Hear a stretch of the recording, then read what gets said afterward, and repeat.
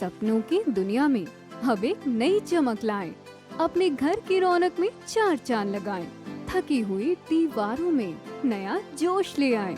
इंटेलेक्स paints के संग जिंदगी में कुछ अच्छी यादों को बनाएं। पेश है इंटेलेक्स के डिफरेंट वैरायटीज में उपलब्ध शानदार और बेहतरीन पेंट्स, जिसमें शामिल है एंटी क्रैक टेक्नोलॉजी से बना signature interior and exterior luxury emulsion paint, जो आपके घर को दे एक नया लुक।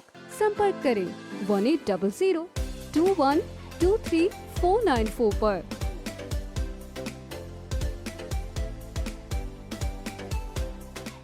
नमस्कार, मैं हूं प्रमोद और आप देखना शुरू कर चुके हैं thesadkanaama.com। जैसा कि आप सब लोग जानते हैं कि आदमपुर में उपचुनाव चल रहा है और इस वक्त हम गांव बगला में मौजूद हैं। हमारे साथ कुलदीप बिश्नोई हैं और चूँकि जैसा कि आप सब लोग जानते हैं कि 3 नवंबर को वोट डाले जाएंगे और इसको लेकर के अलग अलग राजनीतिक पार्टियां हैं, उन्होंने पूरी ताकत झोंक दी है। प्रचार पूरा तेज हो गया है। कुलदीप जी, क्या कुछ कहना चाहेंगे? अलग अलग जगहों पे आप जा रहे हैं, अब जो है डोर टू डोर भी कर रहे हैं, कैसे चला है चुनाव प्रचार? देखिए जी, मैं चौधरी भजनलाल जी के साधारण कार्यकर्ता से लेकर और मैं इलेक्शन एजेंट तक रहा हूँ और 34 साल का मेरा राजनीतिक तजुर्बा है।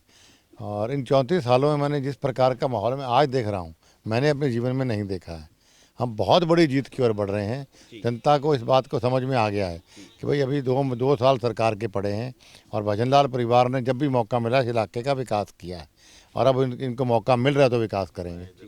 जी, जिस तरह से आदमपुर हलके में है, चाहे सड़कों की बात करें, काफ़ी सड़कें टूटी पड़ी हैं, विकास लंबे समय से यहाँ पे नहीं हो पाया है, तो क्या लग रहा है कि अब चूँकि भव्य है, वो सत्ता के साथ है, कुछ उम्मीद जगेगी लोगों को कि यहाँ पे काम हो पाएगा? देखिए, हमने 34 सड़कें मंजूर करवाई थी पिछले इलेक्शन से पहले और 34 सड़कों में कुछ नहीं थी, कुछ रिपेयर की थी और वो टेंडर भी होना था, आचार-संहिता लग गई।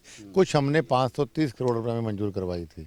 तो सड़कों की बात तो ये होगी। आदमपुर मंडी की अगर आप बात करें तो अकेले आदमपुर मंडी के अंदर 99 करोड़ रुपीज़ के आसपास मैंने मंजूर कराया था।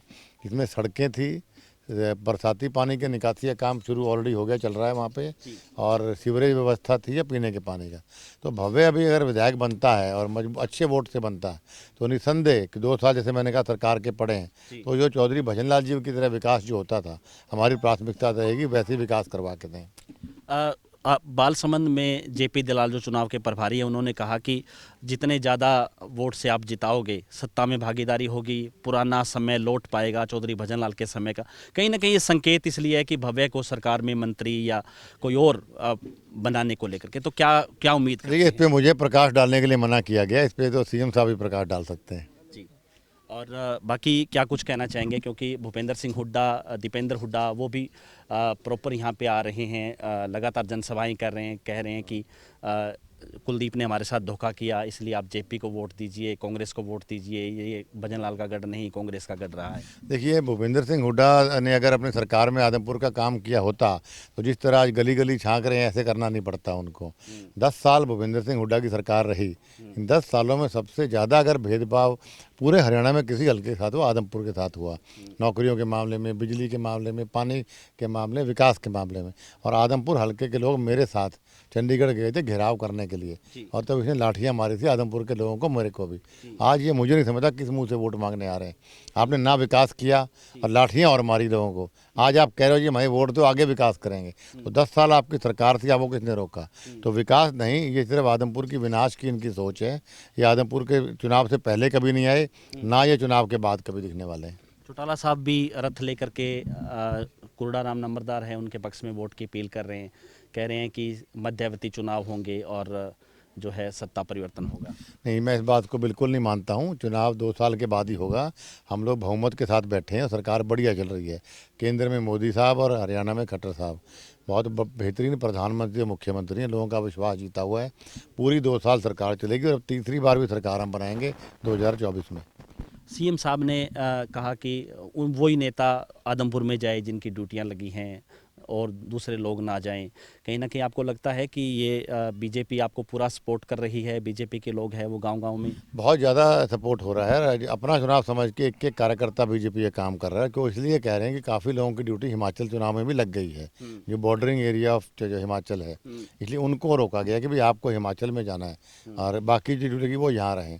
और जो यहाँ है डोर टू डोर से लेके हर प्रकार का काम ये मन से कर रहे हैं लोग। दुष्यंत चौटाला को लेकर क्या कहेंगे? बिल्कुल, आपने आज कहा का- था, दुष्यंत ने भी कहा था कि जरूरत पड़ी तो जाएंगे, आपने कहा था कि अगर जरूरत पड़ी तो बुलाएंगे।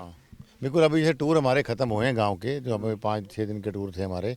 तो आज शाम को बैठ के हम रूपरेखा बनाएंगे कि मुख्यमंत्री जी का तो हम प्रस्तावित रैली जल्दी अनाउंस कर देंगे हम, और दुष्यंत की कहाँ ज़रूरत है उसके बारे में आज शाम को बनाएंगे। और लेकिन ये तय है कि बीजेपी और जेजेपी मिलके चुनाव लड़ रही है। तो जेपी को लेकर के आपने पहले भी आरोप लगाए कि देनदारियां बकाया है, नकली नोट की बात आपने कही। देखिए, जयप्रकाश को मैं नहीं समझता कोई वोट देगा। जो आदमी ने 13 साल पहले कहा आदमपुर के सुख दुख में यहीं रहूंगा आपके बीच में, वोट लेके भाग गया, नोट लेके भाग गया, और उसके बाद कलाश से चुनाव लड़ा, लोगों ने विधायक बनाया वहाँ से, वहाँ भी यही कहता था कि मैं आपके सुख दुख में आपके बीच में रहूंगा, वोट लेके नोट लेके भाग गया, अब आदमपुर आ गया, फिर कहता है आपके बीच में रहूंगा। तो ये ऐसा आदमी है जिसकी जो मौका परस्त है, जिसको ना आदमपुर से कुछ लेना, 13 साल बाद आया है।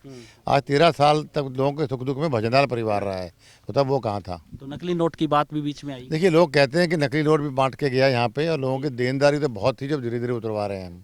तो जीत को लेकर पूरी तरह से आश्वस्त। गाँव के टूर है मेरे अभी। धन्यवाद। तो ये थे हमारे साथ कुलदीप बिश्नोई। लगातार हमारे साथ बने रहिए और इस वीडियो को आप ज़्यादा से ज़्यादा शेयर जरूर कर दीजिए ताकि तमाम लोगों तक की जानकारी पहुँचे। बहुत बहुत शुक्रिया।